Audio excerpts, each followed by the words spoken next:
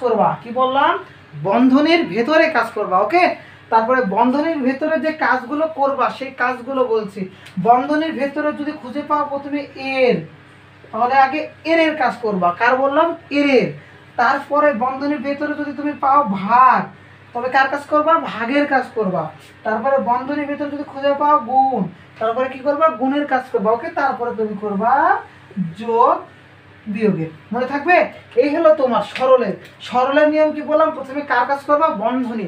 তো বন্ধনী যদি খুঁজে পাও, বন্ধনীর ভিতরে যদি পাও এইভাবে এর, ভাগ, গুণ, যোগ, বিয়োগ, তবে যেটা নিয়ম এর দিয়ে শুরু করবা। ওকে, সিরিয়াল ভাবে তোমাদের লিখে দিলাম। তুমি ভাগ করতেছো, করার পর এর এসে করতেছো, তোমার অঙ্ক কখনোই সমাধান মিলবে না। ওকে, সমাধান মিলবে না। সেজন্য আগে কার কাজ করবা, এর কাজ, তারপরে করবা ভাগ, তারপরে করবা গুণ, তারপরে যোগ বিয়োগ। ওকে, অথবা তুমি বন্ধনী খুঁজে পাওনি, তাহলে তুমি এই নিয়মটা ফলো করবা, এর, ভাগ, গুণ, যোগ, বিয়োগ।